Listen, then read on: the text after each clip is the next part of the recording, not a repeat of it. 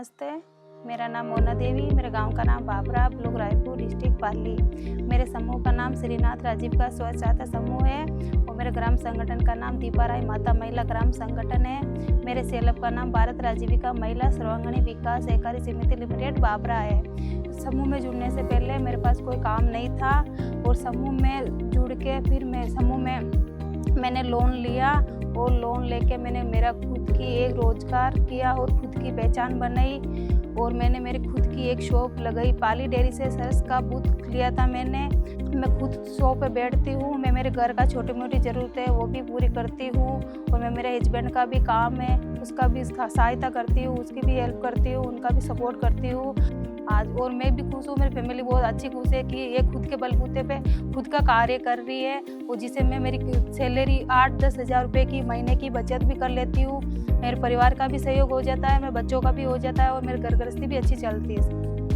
मैंने राजीविका में सबसे पहले समूह सखी का काम किया था। वो समूह सखी आई थी, 14 समूह बना के गई थी। फिर मैंने भी समूह बनाए थे। आज मेरे गांव में 35 समूह चल रहे हैं। फिर मैंने पशु सखी का भी काम किया था और अभी डेयरी का काम कर रही हूँ और सेलप में कोषाध्यक्ष का भी काम कर रही हूँ सर। मेरे को पाली से सरस डेयरी चलाते हुए 4 साल हो गए थे। 2 साल तो पहले वो गई गली में थी, वहाँ अच्छा बेनिफिट नहीं हो, थोड़ा दिक्कत आ रही थी। लेकिन फिर अभी मेन रोड ब्यावरी में मेन रोड है, पानी की टंकी के जस्ट सामने मेरी शॉप है और वहाँ मेरी अच्छी शॉप चल रही है। मेरी शॉप पे सरस का घी है और टोंड वाला दूध है और जो मोनो वाला आता है वो है, दही मिलता है और छाछ मिलती है और पनीर मिलता है।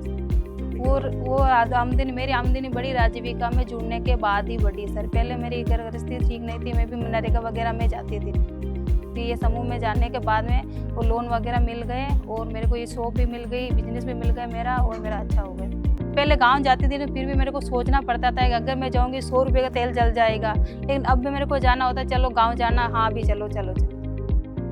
मेरे गांव में और भी महिलाएं हैं जो शॉप करती है, कोई पार्लर का करती है, कोई किराना का करती है, कोई सिलाई वगैरह करती है और भी महिलाओं को बहुत अच्छा फ़ायदा मिला सर इसमें। मेरे गांव में कम से कम 270 महिला समूह से जुड़ी हुई है। इसमें बहुत सारी महिलाओं को जैसे किसी को लोन भी मिला है, उनकी किसी के घर खर्चे में हुई है, किसी के शॉप भी कर रखे, वो सब कुछ कर रहे हैं।